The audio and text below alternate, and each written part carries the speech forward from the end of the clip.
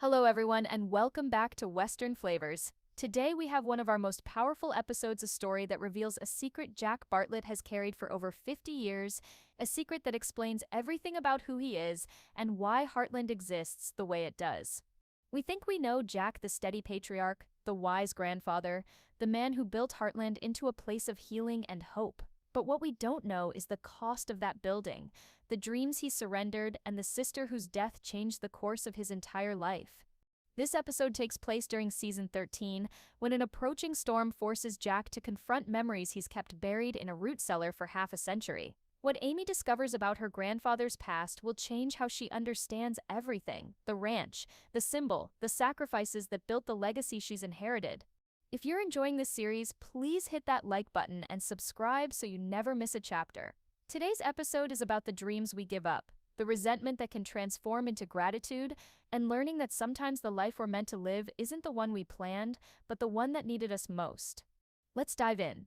Amy noticed it on a Tuesday morning. Jack was quieter than usual at breakfast, his attention somewhere else entirely. He'd always been a man of few words, but this was different. This was distance, a wall between him and the family that hadn't been there before.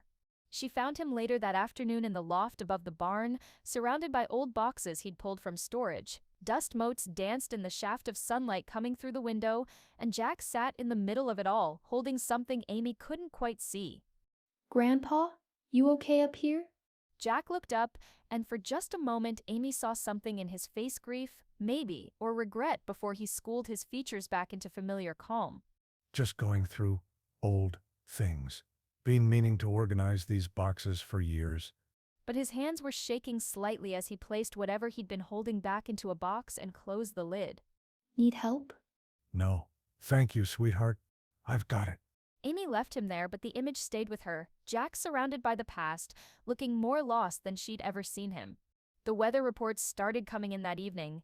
A major storm system moving through Alberta, potential for severe weather including possible tornado activity.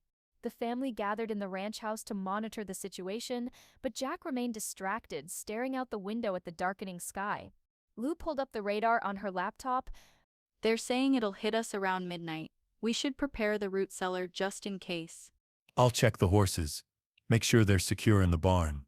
Lindy, 3 years old and oblivious to the tension, played with her toy horses on the floor. She picked up a book from the coffee table, an old Heartland photo album, and pointed to the symbol on the cover. "Great Grandpa, what's that?" Jack looked at the symbol, the distinctive Heartland brand that marked everything on the ranch, and his face went pale. That's just our symbol, sweetheart. But what does it mean? Jack stood abruptly. I should check the cellar, make sure we have supplies if we need to shelter. He left before anyone could respond, and Amy exchanged worried glances with Ty. Something's wrong with him. He's been like this all day. Maybe the storm's bringing up old memories. He's lived through a lot of weather out here. But Amy knew it was more than that. She'd seen the way Jack had looked at that symbol, like it held ghosts he couldn't face. By 10 o'clock, the storm was building. Wind rattled the windows, and the sky had turned an ominous green-gray that made even Jack move with urgency. Everyone to the root cellar. Now, this is going to be bad. They gathered emergency supplies: flashlights, blankets, water. Amy carried Lindy, who thought this was an exciting adventure rather than something to fear. Lou grabbed her laptop to monitor weather updates, and Ty made one last check that all the animals were as secure as possible. The root cellar was beneath the old part of the ranch house, accessed through a heavy wooden door in the floor of the mudroom. As they descended the steep stairs, Amy noticed boxes stacked in the far corner, old, dusty, clearly untouched for decades. Once everyone was settled, Jack counted heads, then announced, I'm going back up. Need to check a few things. Grandpa, no, it's not safe. I'll just be a minute. Stay here.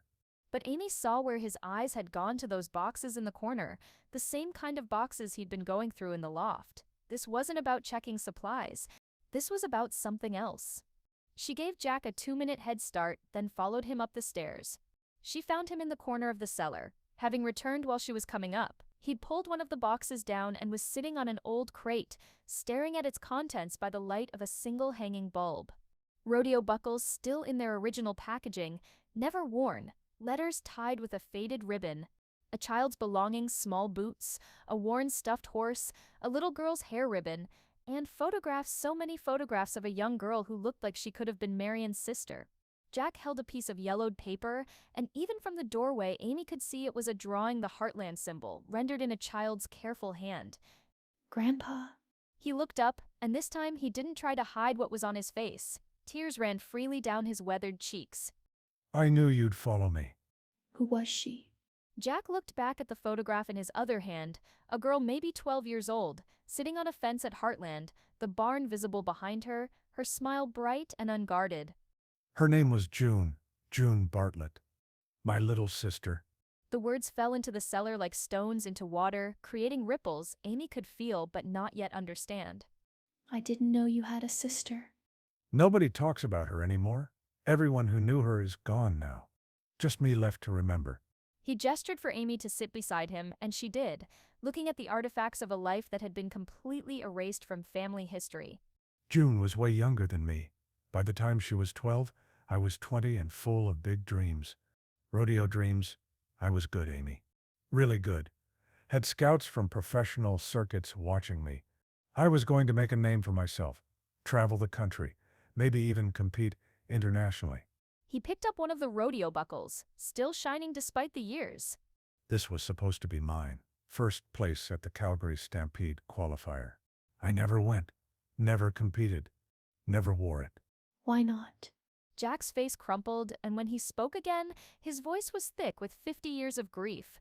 Because 3 days before I was supposed to leave for that competition, June died. The storm outside chose that moment to intensify, wind howling, rain hammering the roof above them. But in the cellar, there was only Jack's voice and the weight of history. It was December. She was sledding on the hill behind the north pasture. Her leg got caught in the reins somehow. We never figured out exactly how. The horse got spooked, started running. June was dragged for half a mile before anyone could stop it. Amy felt tears on her own face now, imagining the horror of it. She lived for 3 days, never woke up. The injuries were too severe. She was 17 years old, and she loved this ranch more than anything in the world. More than I did, certainly. He set down the buckle and picked up the drawing again. She drew this just a few months before she died. Showed it to me, all excited. Said it represented everything Heartland could be: family, healing, home. She wanted me to make it our brand, our symbol. I laughed at her, told her I had more important things to worry about than ranch symbols. I was leaving, remember? This place was just something to escape from. What happened after she died? My father fell apart, started drinking, stopped working. The ranch was failing. Creditors circling. Someone had to save it, and I was the only one left. So 3 days after June's funeral, I unpacked my rodeo bag and hung up my hat. I was 20 years old, and my life was over. The bitterness in his voice was startling. Jack, who was always steady, always wise, sounding like a young man whose dreams had been stolen. I was so angry, Amy. Angry at June for dying. Angry at my father for being weak. Angry at God for taking her. Angry at this ranch for trapping me. I stayed because I had to, not because I wanted to. And I resented every single day for years, decades, if I'm being honest. But you made Heartland into something beautiful, something meaningful. I made it into a prison at first, worked until I was too exhausted to feel anything. Kept June's belongings down here because I couldn't stand to look at them. When my father finally drank himself to death 10 years later, I felt relief more than grief. He traced the lines of June's drawing with a weathered finger. About 15 years after she died, I was going through her things, and I found this drawing again, and I saw it differently. Saw what she'd been trying to tell me. This place, it wasn't a prison, it was a gift. She'd seen it when she was 12 years old, and I'd been too stupid and selfish to understand. So you made it the Heartland symbol. I made it our brand to honor her, but also to remind myself every single day why I stayed, because she'd seen something in this place that I couldn't see yet. Family, healing, home. He looked at Amy with red-rimmed eyes. I thought staying here cost me my dreams, but Amy, this place, you, Lou, Georgie, Lindy, T. Even your father, when he finally came around, you are the dream. June knew it before I did. She knew that some dreams are bigger than rodeo buckles and fame. She knew that building something that lasts, something that heals people and horses, something that brings family together across generations, that's the dream worth having. The Heartland symbol above them, the metal sign hanging from the barn, rattled violently in the wind, but it held. Just like it had held for 50 years through every storm. You gave up what you wanted for what we needed. No, that's what I thought for 20 years.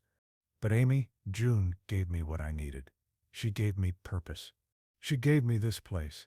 She gave me the chance to build something that mattered. I was just too young and angry to see it.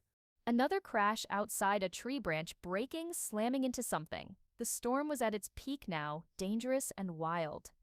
I spent days resenting June for dying. Then I spent years grateful she lived.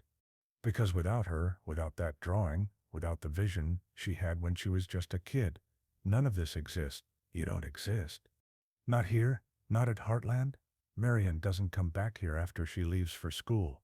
Lou doesn't bring Katie here. Lindy doesn't grow up on this land.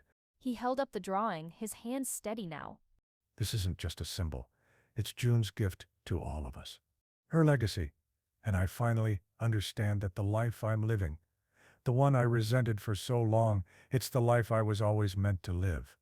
Not the one I planned, but the one that chose me, the one that needed me. Amy put her arm around her grandfather's shoulders, and they sat together in the cellar surrounded by June's belongings while the storm raged above. Thank you for telling me, for trusting me with her story. She deserves to be remembered.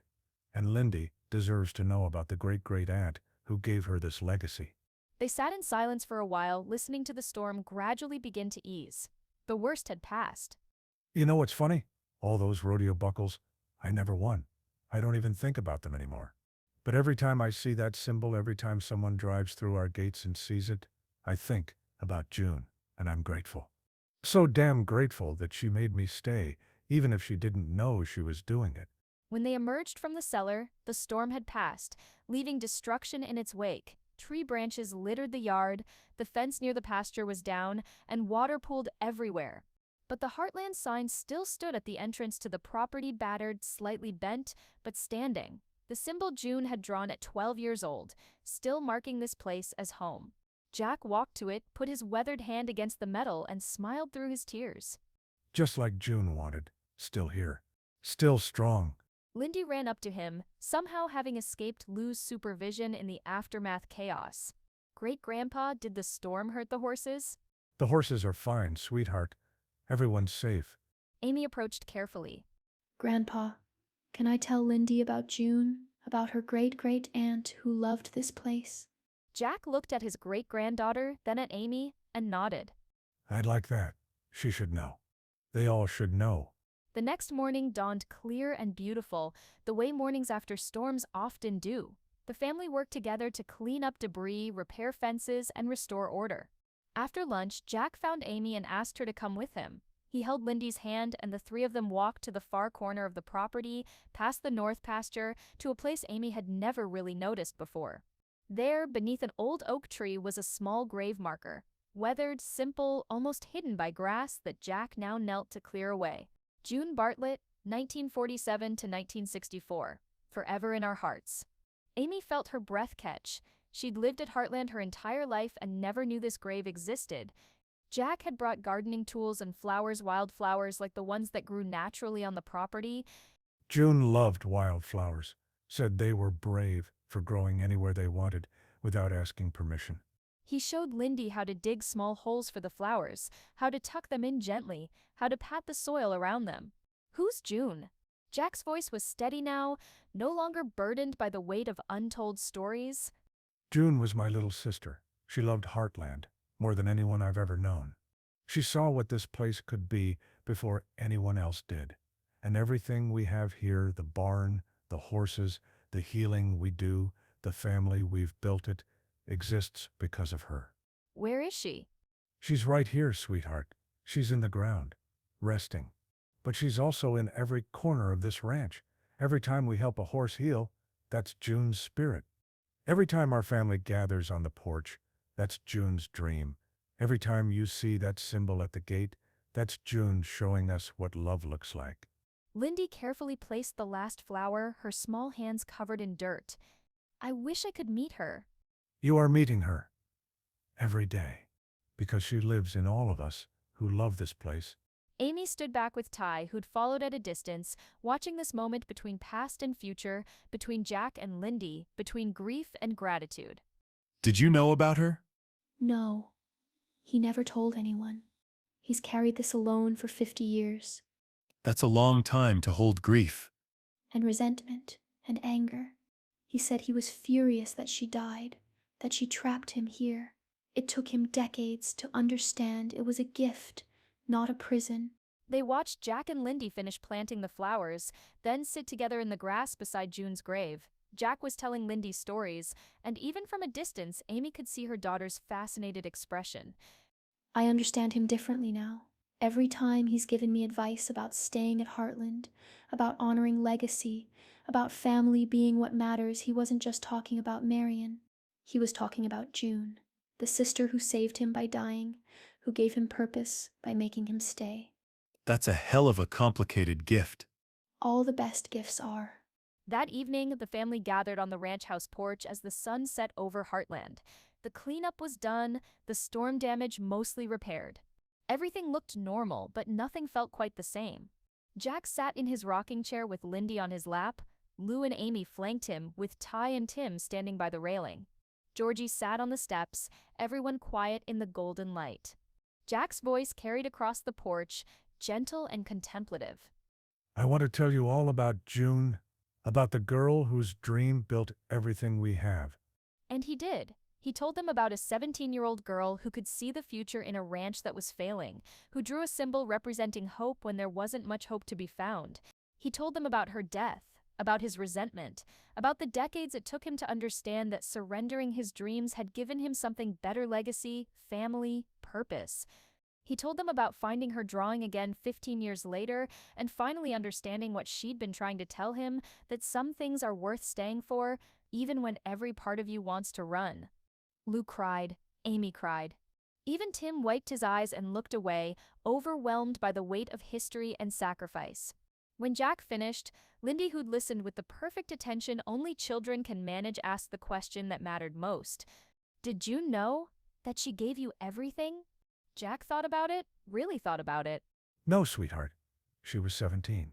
She just loved this place and wanted it to be special. She didn't know she was dying.